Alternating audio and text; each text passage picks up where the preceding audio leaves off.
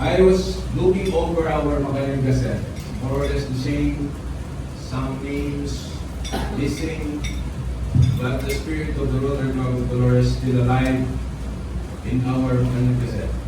And I was looking at our roster of past presidents. Then suddenly I remember I was president 30 years ago, exactly today, because I was president in 1991. I was invited to become a Rotarian when our club is only 5 years old. And I entered during the term of President Jun Castro, President George Lee, and I think I was inducted during the term of President Pampanga. And it was a wonderful Rotary journey for me ever since. However, in the last 7 or so years, Rotary years, I really miss totally the ways of the Rotary Club of Dolores. It's not because I shied away from Rotary activities. It's because I was given a higher calling, that of serving our community, serving our constituents. But I was always proud to perform my duties as a public servant, knowing fully well that I was trained and exposed in the ways of Rotary. As you very well know, during those times that I was actively involved in club activities, district activities, and international activities, never for a moment that I put politics in Rotary. Although I was a politician first before I became a Rotarian.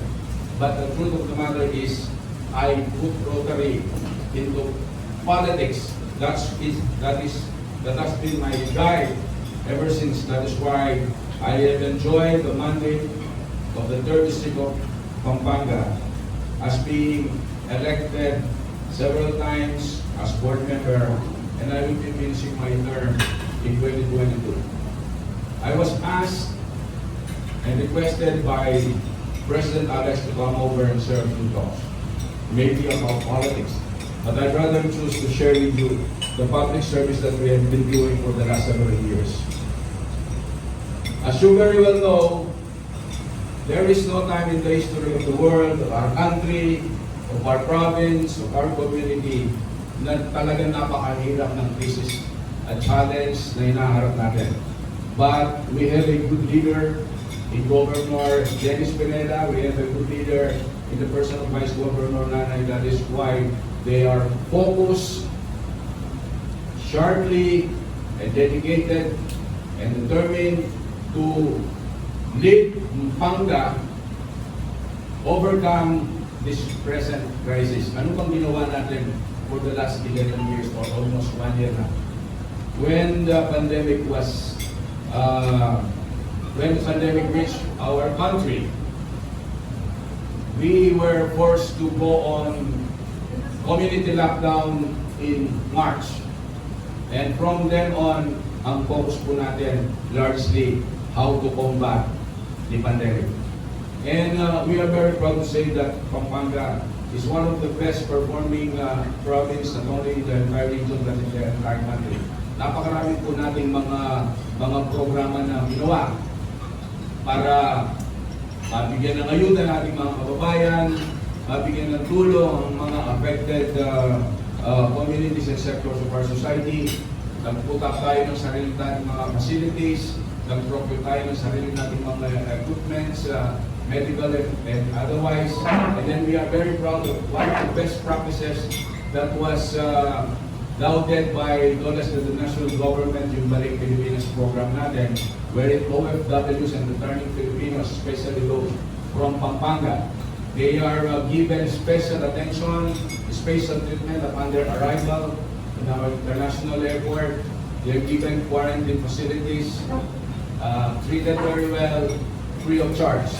And they are very well taken care of. Kung maaalala nyo, nung unang panahon ng pandemic, nung hindi pa masyadong alam kung anong epekto dito sa community, some LGUs outside of Pampanga, they do not want to accept their own residents para bang mga may sakit na leprosy or unwanted disease na ayaw nilang tanggapin ng kanilang mga kababayan. But to all of us, especially yung OFWs, returning Filipinos who have spent their lives outside so that they can remit their income to the Philippines, to Pampanga, we treat them as living heroes. Mga bayani o mga sundalo na umalis, and then probably if they were infected by the virus, which they did not like, umuwi sila sa Pilipinas para mga sundalo yan, wounded soldiers, and then you call them heroes but you want them to be accepted in their own community. That is an irony. Hindi pwedeng tanggapin ng mga Kapampangan, lalo ng mga leaders natin, na yung mga sundalo na sugat sa labanan, pag-uwi nila, hindi mo sila tatanggapin just because they were suspected of being infected by the coronavirus. But whether they were infected or not, the province of Pampanga, through the leadership of the provincial capital, we accepted them with open arms, provided them with the facilities that they need so that they can be cleared of the virus, so that when we send them home, their families are also protected. So napakarami natin ginawa yan. Napakaraming ginawa ng probinsang Kapampangan na pwede natin ipagmalaki. And ngayong umaga, finalize namin, after having approved our budget for the year 2021, we finalized the part of our budget allocating at least 300 million pesos for the purchase of vaccine. This will be given free to all Kapampangans, especially the frontliners. So nakipagpirmahan na po ang ating governor, yung unang supplier natin, AstraZeneca, but the governor is authorized to enter into another agreement with other vaccine suppliers, provided they are approved by the national government and the national IDA, para hindi po tayo magkaproblema. But ganito po yung policy ilalaan natin sa ating mga kababayan tungkol dito sa bakuna.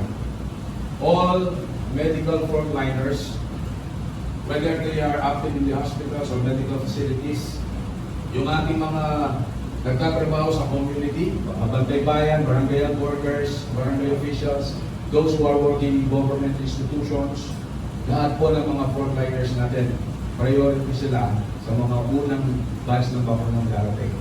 But of course, we are working with the national government. Our governor is working with the national government para kung sakali magbibigay ng libre ang national government sa ating mga medical institutions, yung masasave natin, yung hindi natin magagamit, ipapasa na natin yan sa general population. The objective is, walang Kapampangan na maiiwan, vaccinated ang buong Pampanga, then we will be one of the first provinces to open up our doors with other people, local and foreign tourists. Wala tayong baba na mahahawa tayo o makakahawa sa kanila. I think in the long run, it will benefit our local economy. And then, nakipag-ugnayan ng ating gobernador sa private sector, sa business sector. Iniikayat ang ating mga negosyante. Kung meron kang 10 empleyado, babakunahan ng Kapitolyo yung 10, pero in return, you will donate 50% of that to the government, to the provincial government, so that makakabili naman tayo para naman sa iba. So there will be a private-public participation in involvement. Dito, nakakasiguro ang private sector na makakakuha ng bakuna. Because ang policy yata ng national government, iwas muna na magbenta sa mga private sector. Alam naman natin, the private business are the only ones who have the capacity to provide the necessary resources. Madali, meron silang pera agad na pambili. Eh kung hahayaan ng national government, sila munang pipili, baka maiwanan ang general population natin. So the arrangement is, private sector will benefit from the supplies of vaccine coming from the government, from the provincial government. In return, private sector will donate the same equivalent, 50% of what they receive for their companies para naman makabili tayo para sa ibang ating mga kababayan. The objective is let's vaccinate Pampanga. So, ang Pampanga, palaging pinupuri ng national government.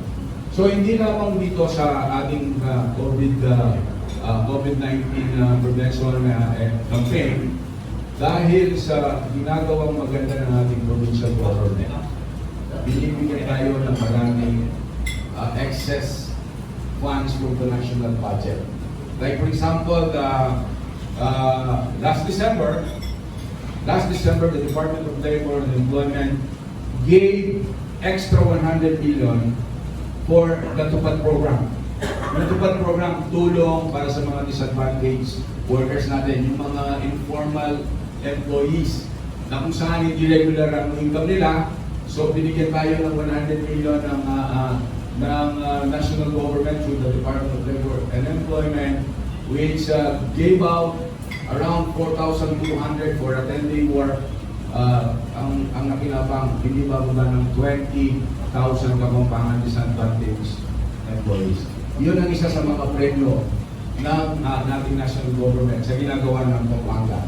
Of course, yung tupad, binibigay yan regularly nationwide, pero it's always given during the middle of the year.